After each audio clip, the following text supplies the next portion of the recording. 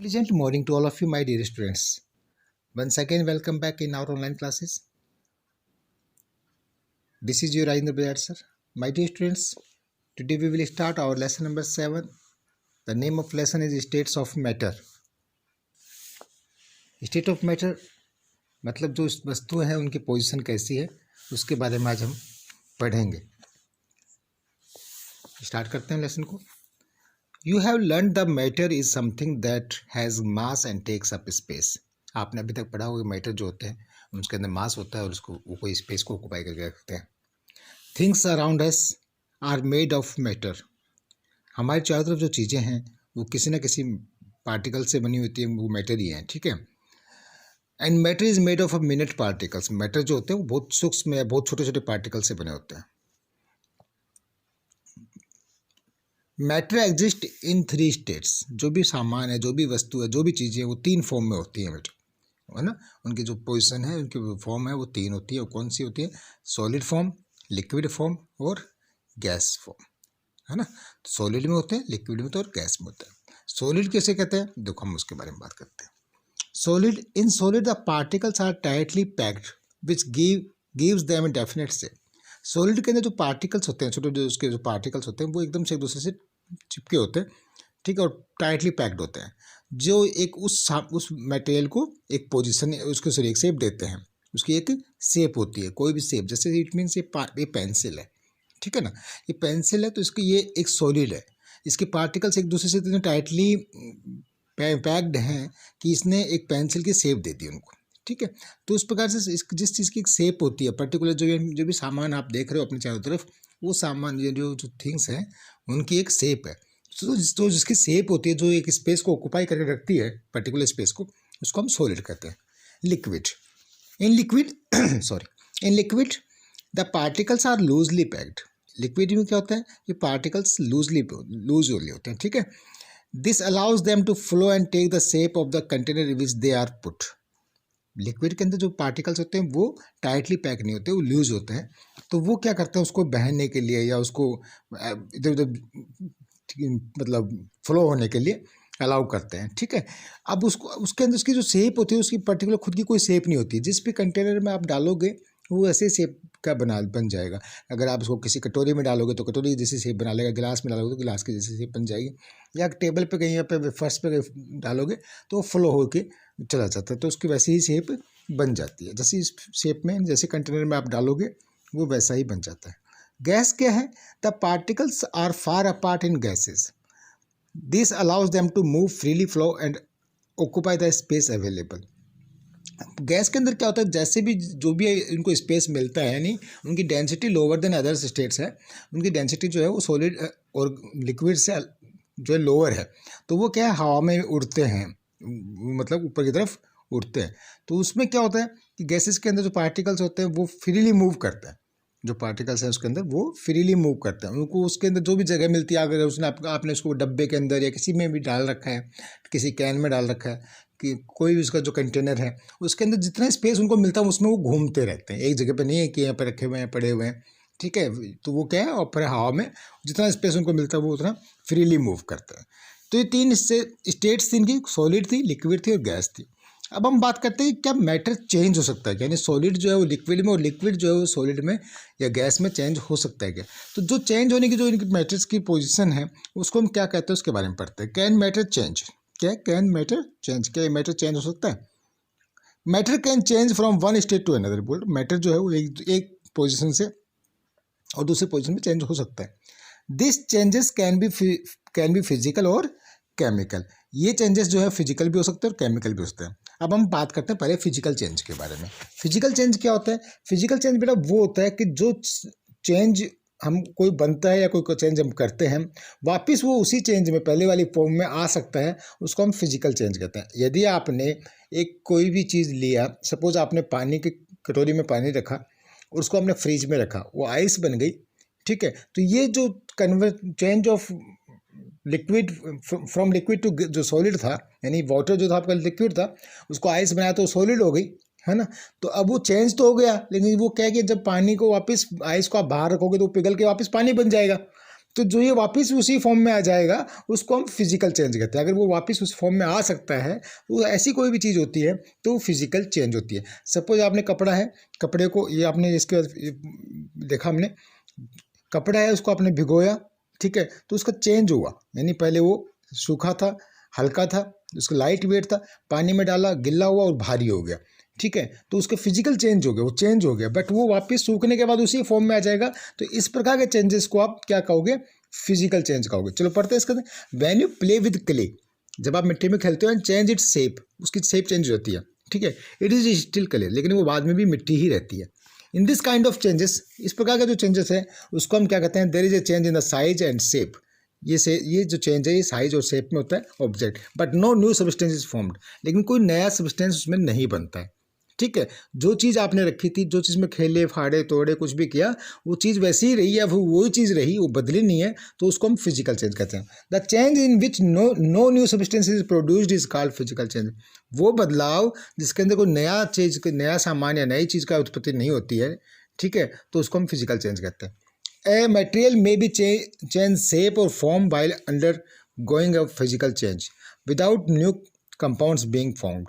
जब तक कोई नया कंपाउंड जो नहीं होता है तो उसको हम फिजिकल चेंज करते हैं। एग्जाम्पल के तौर पर समझते हैं, if you take a cup of water, जैसे कि मैंने आपको बताया, and place it in the freezer, freezer में रख दिया, the water change from a liquid to solid, water जो है वो सॉलिड फॉर्म में बदल गया क्योंकि उसकी आइस बन गई। Water in its solid form is ice, water की सॉलिड फॉर्म क्या होती है? आइस होती है।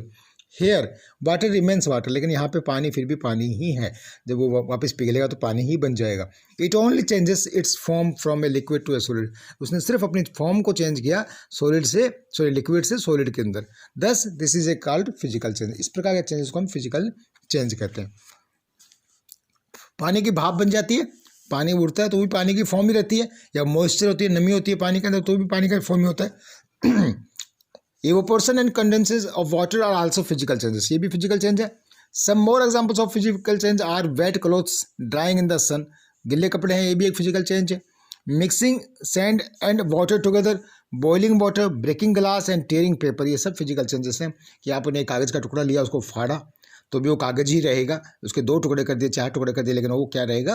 वो कागज़ ही रहेगा, ठीक है। पानी को उबाला, पानी उबल रहा है तो पानी ठंडा है या गर्म है, वो पानी ही रहेगा, तो उसका चेंजेस जो है वो फिजिकल चेंज ही हुआ। उसके अलावा उसके अंदर जो भाप उड़ी है तो वो भी पानी की ही उसके अंदर पार्टिकल्स हैं, तो वो भी फिजिकल चेंजेस हैं। अब केमिकल चेंज की बात करते हैं, बात करते हैं केमिकल चेंजेस की।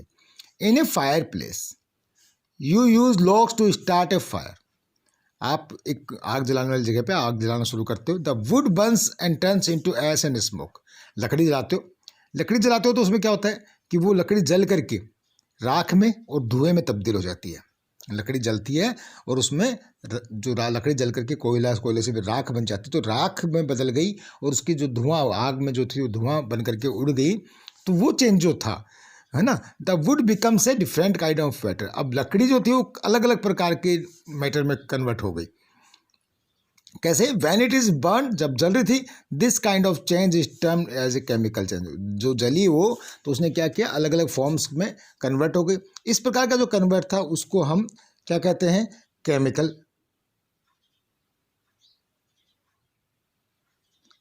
चेंज कहते हैं, ठीक है बेटा। The change in which one or more new substances are produced is called a chemical change. वो चेंज जिसमें एक या एक से अधिक चीज़ें बनती हैं या बदल कर दूसरी चीज़ें बन जाती हैं, उसको हम केमिकल चेंज कहते हैं। A materials not only change its size and shape, material जो है उसकी साइज और शेप ही नहीं बदलता, but also change into a new substance, बल्कि एक नया सब्सटेंस में बदल जाता है। This new substance can not be change back into the original substance. जो ये नया पदार्थ बनता है या नई वस्तु नई चीज़ बनती है, ठीक है, ये वापस उसी चीज़ में नहीं जा सकती जो पहले थी, ठीक है। जैसे अभी आपको मैंने एग्जांपल दिया था यहाँ पे कि लकड़ी को जलाया तो उसके अंदर राख बन गई या उसकी धुआं बन गई। अब वो राख वापस तो लकड़ी नहीं बन सकती ना, तो वो तो बन गई है, तो जो नई चीज़ बन गई है पहले वाली चीज़ के अलावा से, तो वापस उस फॉर्म में नहीं जा सकती, उसको हम क्या कहते हैं? उसको हम केमिकल चेंज कहते हैं। इस प्रकार की चीज़ों का एग्जाम्पल्स और भी दिए हुए आगे। जैसे आपने लिखा if you take paper and burn it, आपने एक पेपर लिया और उसको जला दिया, इट चेंज इनटू एस, ये राख में बदल गया, this is chemical change because the paper change into S, कि पेपर जो था वो राख में तब्दील हो गया, ठीक है। ये a new substance, some examples of chemical. अब दूसरा क्या है, chemical changes are cooking and egg. बोलते हैं जैसे अंडे को उबाला आपने या अंडे को बनाया आपने, ये भी एक केमिकल चेंज है। ठीक है। चेंजिंग मिल्क इनटू कर्ड, दूध को दही में, दूध जो है उसको जिमाया तो दही बन गया, तो ये भी केमिकल चेंज है। बिकॉज केमिकल चेंज इसलिए हो गया क्योंकि वापस अंडा जो आपने उबाला था या बनाया था तो वो वापस कच्चे अंडे के फॉर्म में नहीं जा सकता। जो आपने दही को जमाया है दूध से तो दही वापस दूध में नहीं बदल सकता। और ripening of the fruit and जो कोई फ्रूट्स है, आप कच्चे आम केला है उसको पका लिया आपने, ठीक है, राइप हो गया, तो अब उसके बाद में वो वापस कच्चा नहीं बन सकता। या रोटिंग ऑफ फ्रूट्स, या कोई फ्रूट और वेजिटेबल कोई सड़ गए हैं तो वो वापस से ठीक नहीं हो सकती। तो जो फॉर्म में वापस नहीं हो सकते उसको हम केमिकल चेंजेस कहते हैं। ठीक है। अब हम बात करें, इसमें आपको कुछ एग्जांपल्स दिए हैं चेक और प्रोग्रेस के अंदर, इसको आपने खुद ने करना है कि जैसे बेकिंग ए केक, आपने केक बनाया तो केक बनने के बाद में कौन सा फॉर्म में आया, केमिकल चेंज में आया या फिजिकल चेंज में आया, तो इसको आपने लाइन से अपना मिलाना होता है कि जैसे baking out of the chemical change हो गया। ठीक है। Milk change to cheese, milk जो है, जो मिल्क चेंज हो गया चीज़ के अंदर, तो कौन सा फॉर्म हो गया, केमिकल चेंज, कि वापस चीज़ तो मिल्क में नहीं जाएगा ना।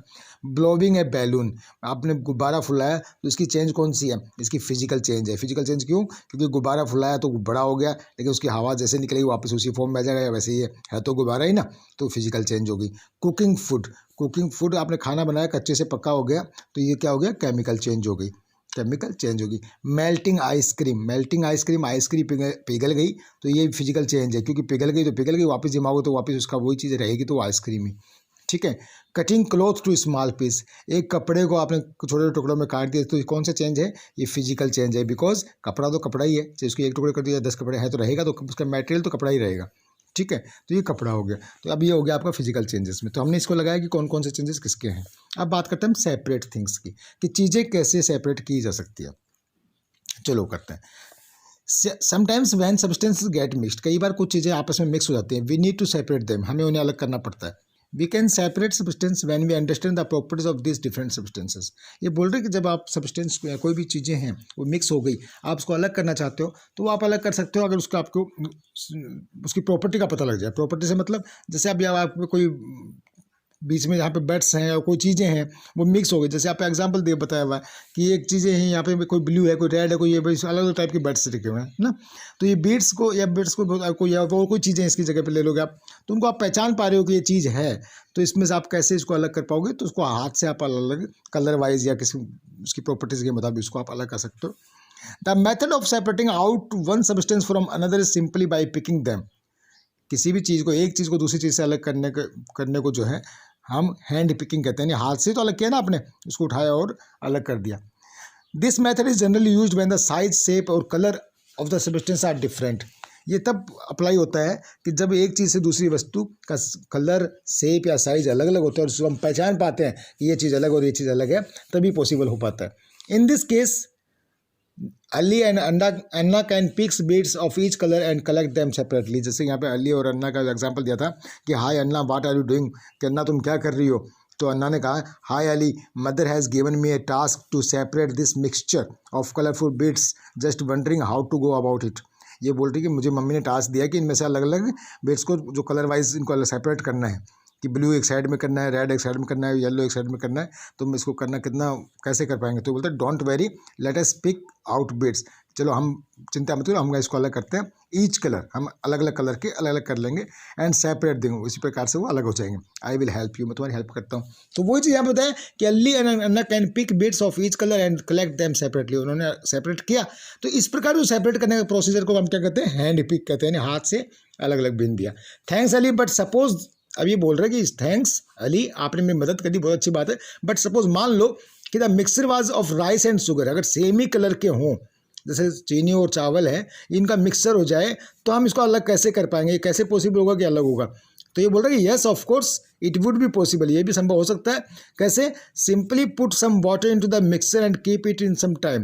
बोल रहे हैं उस मिक्सर में पानी डाल दो और कुछ देर के लिए रखो, इसको रखने के बाद क्या होगा कि शुगर जो है वो डिजोल्व हो जाएगी वाटर में, है ना, क्योंकि सोल्यूबल है, तो शुगर जो है डिजोल्व हो जाएगी वाटर में, और राइस जो है वो ऊपर आ जाएगा, छलनी के अंदर हम छानेंगे तो पानी में शुगर तो बह के चले जाएगी, वो तो घुल गई उसके अंदर, पानी के अंदर खत्म हो गई, और चावल बचेगा तो उसको हम छान करके बहुत अलग कर लेंगे।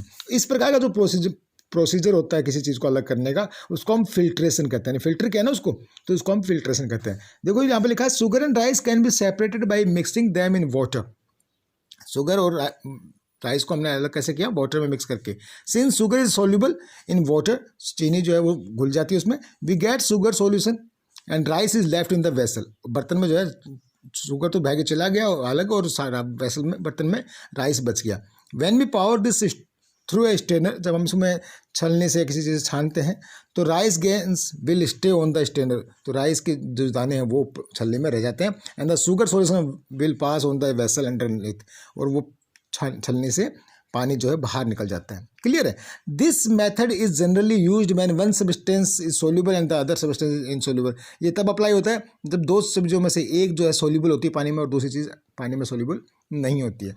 The process by which two substances, generally an insoluble solid and a liquid, are separated by passing the mix through a strainer or filter is called filtration। इस प्रकार का जो प्रोसीजर हमने किया है इसको हम फिल्ट्रेशन कहते हैं। ठीक है, जैसे कि मैंने आपको अभी बताया। अभी हम बात करते हैं, ये हो गया आपका लेसन। गैस के बारे में इसमें बताया नहीं, वैसे नॉर्मल मैंने आपको बताया था गैस जो है वो एक गैस एक स्टेट ऑफ मैटर है, तो उसका कोई फिक्स्ड शेप नहीं होता और उसका कोई फिक्स्ड वॉल्यूम नहीं होता। ठीक है ना? Guys have a lower density than other states, उसकी जो डेंसिटी है वो बाकियों से अलग होती है। जैसे आप अपने रूम में गैस देखते हो, आपके डिओड्रेंट में डीओ वगैरह में गैस होती है, जैसे स्प्रे मारते हो आप। ठीक है, तो ये जो गैस होती है ना, इसका कोई खुद का एक कोई शेप और साइज़ नहीं होती है, ये फ्री पार्टिकल्स के साथ में होता है। तो हमने इसके बारे में सॉलिड के पार्टिकल्स में पढ़ा, लिक्विड पार्टिकल्स के बारे में पढ़ा, चेंज ऑफ जो फिजिकल चेंज और केमिकल चेंज पढ़ा, तो चेंज ऑफ मैटर्स के बारे में पढ़ा हमने। अभी हम बात करते हैं इसकी एक्सरसाइज के बारे में। आप एक्सरसाइज जो है खुद करिएगा, तो उसके चैप्टर को हिसाब से जो मैंने आपको समझाया है कितना कर पाता। Thank you and have a nice day.